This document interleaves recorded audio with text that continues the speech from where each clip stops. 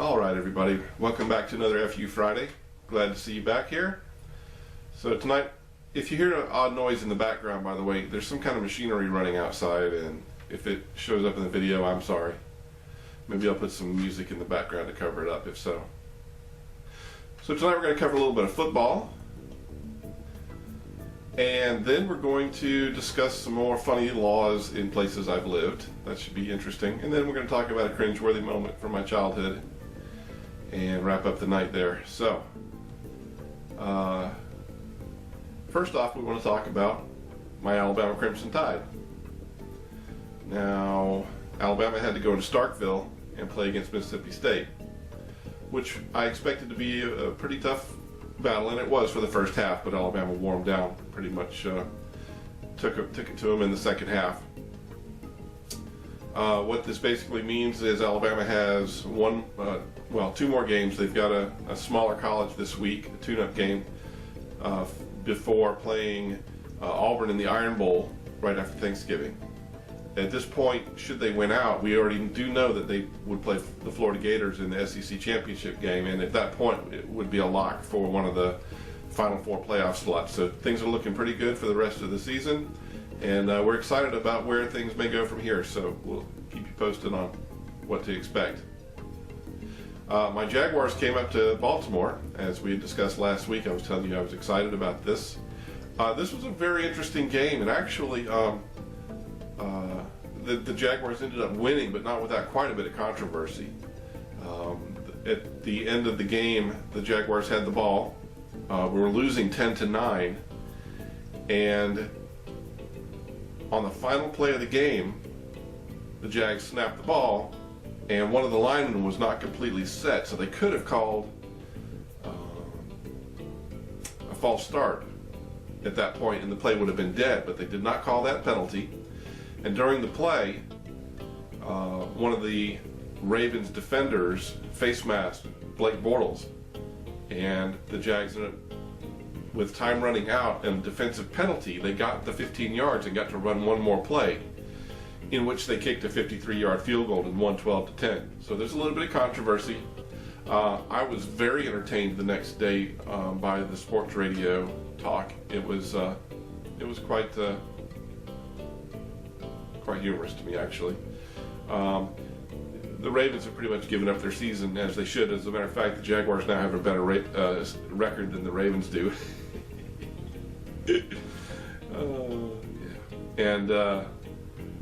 So we're looking forward for good things for next year. Hopefully we'll get some defenders and we can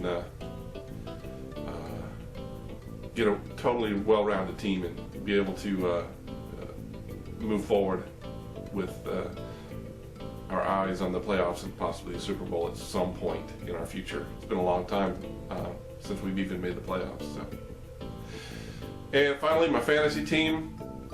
I lost to put up a good effort, but I was playing against the number one team. The guy has a lot of playmakers. 5 of his players scored more than 20 points, including his kicker scored 18 points. So come on. I'm now 5-5. I'm in, I believe, 7th place, which again puts me out of the playoff hunt for the first time ever. It looks like, I guess there's 2 games left, and both are against strong competitors, so I may literally be out of the playoffs for the first time. I'm very disappointed. So we'll keep you posted on that. We'll see how it goes. All right, the next segment. Odd laws on the books. Now, I spent the majority of my life in Florida. My parents still live there, as well as my sister. And so we're going to cover odd laws in Florida, and even some in the city where my parents live. So let's go along with that.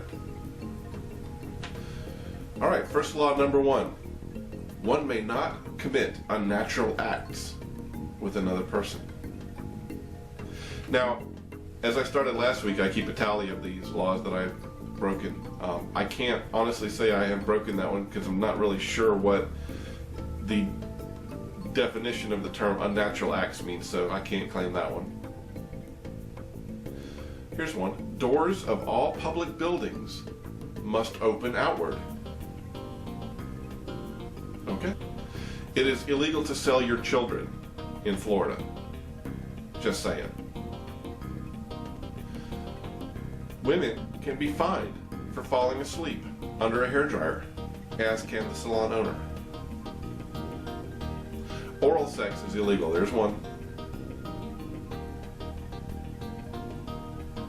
Unmarried couples may not commit lewd acts and reside in the same residence. So, does that mean that it's okay for them to perform lewd acts as long as they don't live together? I'm not really sure how that's defined, but I never lived with a girlfriend or anything when I was in Florida, so I can honestly say I'm not guilty of that one. A special law prohibits women from parachute jumping on Sundays.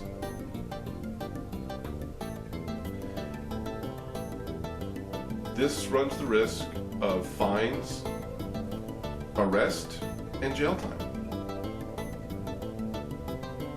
You may not kiss your wife's breasts. If an elephant is left tied to a parking meter, the owner of the elephant must pay the parking fee just as if it was a car. I can't claim that one either.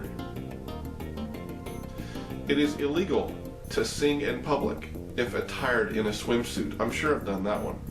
Who hasn't? 4. Men may not be seen publicly in any form of strapless gown. Can't claim that one. Can't claim that one. Having sexual relations is illegal. Come on. When having sex, only the missionary position is legal in Florida. 5. You may not fart in a public place after 6 p.m. I'm sure I've done that. 6. And someone specific to Destin. Torpedoes may not be set off within the city. Remember that. It is illegal for the owner of a store in Destin to allow another person to pass out free ducklings in front of that store. It is illegal to sell ice cream in Destin's cemetery. It is illegal to drive on the graves in Destin Cemetery. Makes sense? If you like to ride your bike around the city of Destin, just make note that it is illegal to lean your bike against a tree in the cemetery in Destin. Destin has lots of laws about their cemetery. I'm not sure what that's all about. In Destin, if you wish to go swimming in the ocean, you need to get dressed in your hotel room. And finally, just a few from Pensacola, from when I lived there when I was going to college. It's a law that every citizen arrested in the street in Pensacola must have at least $10 in their pockets. I'm not really sure what that's about, other than maybe they're trying to say that you can't arrest vagrants or hobos or whatever. I don't know. In Pensacola, it is illegal to roll a wheelbarrow through the streets.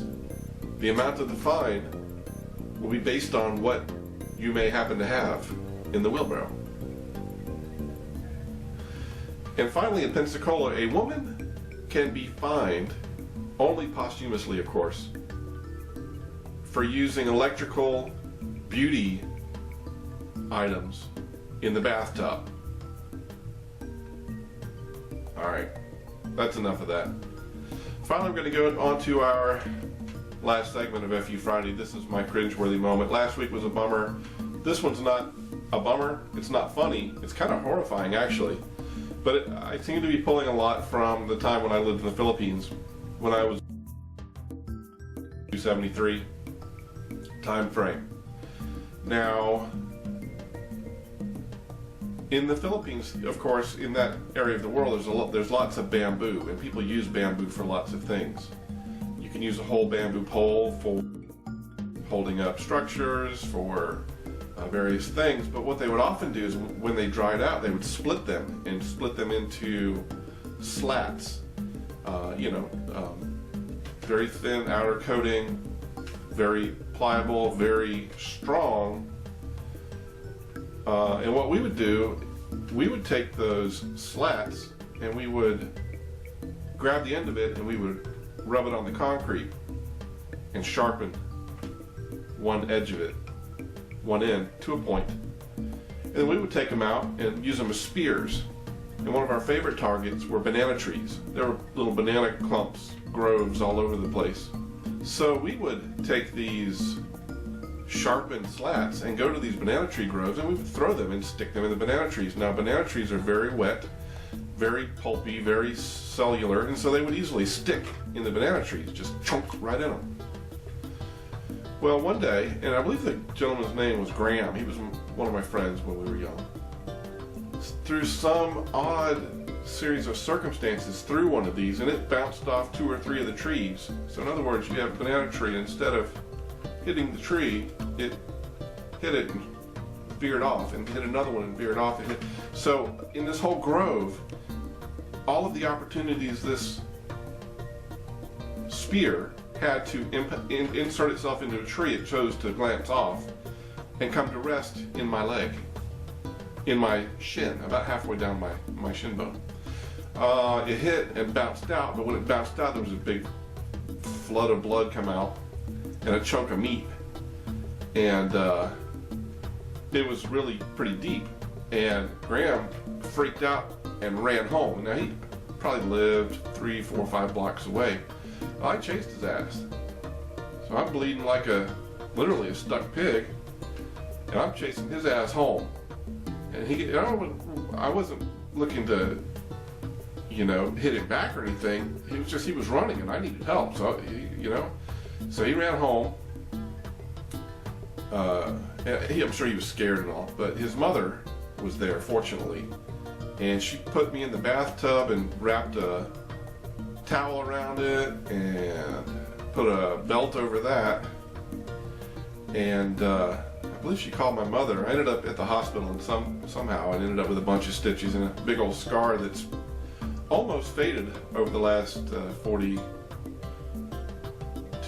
some odd years. But yeah, that was one of those horrific childhood injury moments that a lot of us have. Now, I've been fortunate I've been able to protect my kids from anything too serious like that. But yeah, that was a fun and interesting moment from my childhood. Now I've shared it with you. Alright, so that's it for FU Friday. Thanks for coming by and visiting. Hope y'all all have a great weekend. And looking forward to some football this weekend. So roll Tide and come back and see me sometime.